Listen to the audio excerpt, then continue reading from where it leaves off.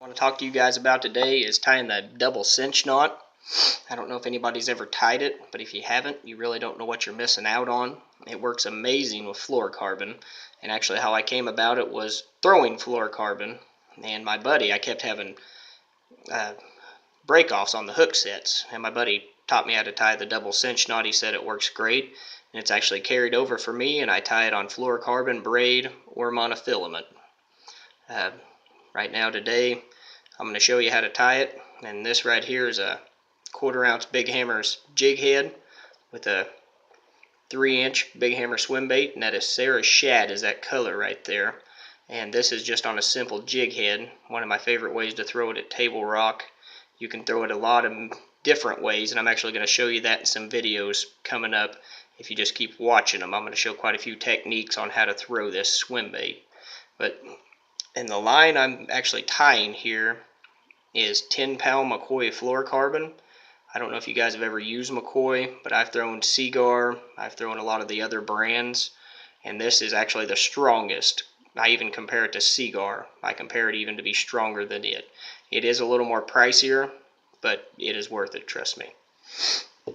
Now, back to the tying here. I want to take this, and I'll take about that much if you can see it there, and I'll take it and I'll bend it over. Then I like to take it right there and actually kind of pinch it over. That's so I can slide it through the eyelet and then slide it back through itself. Then I'll take it here and I'll slide it back through the eyelet. I'll have to cinch it down a little more there. There you go. Now I slid it through the eyelet. You'll bring it through the eyelet and you'll bring it back up. And then I like to twist it about 6 or 7 times. It's usually about good enough. Take it there about 6 or 7 times. And just bring it back through itself, through the loop there. And I grab it with my teeth and I pull it back through. And then I'll take it, and I got the excess line right there. And I'll grab that excess line. And I'll cinch that, make sure that cinches down while you're pulling. On this one, pull out on your main line. And be sure to wet it so it actually cinches down. It don't burn back into itself, especially with the fluorocarbon, because you don't want to get any burn back throughs, or burn into itself actually, so it doesn't get weakened, because anytime that fluorocarbon gets hot and burns into itself, that'll weaken it. And there you go. Right there's that knot. And then I'll take it. I don't know if you can see it too well there, but I'll leave about that much. Not too, you don't want too much, but you don't want too little, because you don't want that slipping back through that knot. Then I'll take the excess off on that side as well. Now the next one here is I'm going to show you how to tie it with braid. And the braid I'm using is the Finn's Original PRT, and this is 50-pound test. I don't know if you've ever thrown Finn's, but it's actually a very smooth casting line. I threw quite a few other braids, and this is the one that I've actually stuck with here, and I've had great results with it, and I highly recommend it.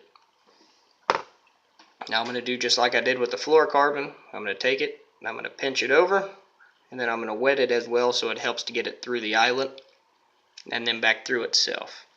And what I'm going to show you to tie it on here is actually a Champion jig, and this is a 3/8 ounce football head. And this is one of my favorite colors to throw at table rock here. This is the PB&J, of course, a lot of people know. And that's one of my favorite colors there to throw on table rock, or Stockton. So you take that, and just like the other one, you'll bring it back through the eyelet right there. And you'll bring it over, just like so. And you'll put it like that, and you'll spin it 6 or 7 times. And kind of wet it. Then you'll bring it back through. The braid's a little harder to tie it on, but once you get it through, it slides down very easy. And then just pull it down just like the other one.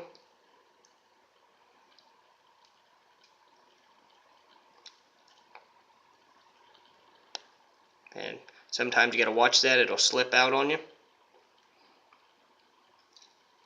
If you don't cinch it down enough, it'll slip out. So you'll slide it back through, and let's do that again. You really need to get, I didn't have enough line was my problem there. There you go. Pull out some more line. Then you'll double it over there. just like so. Twist it 6 or 7 times. Usually if you don't twist it enough, it'll like to pull out on you. So if you get in a hurry on the water and that happens to you, that's why it'll pull out on you.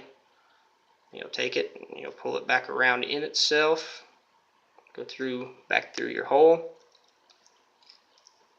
Be sure to wet it. And cinch it down there. And let me get this. There you go. Now you'll pull that down.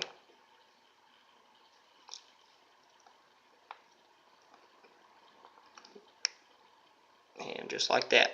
There's your double cinch knot. Then the same way with this.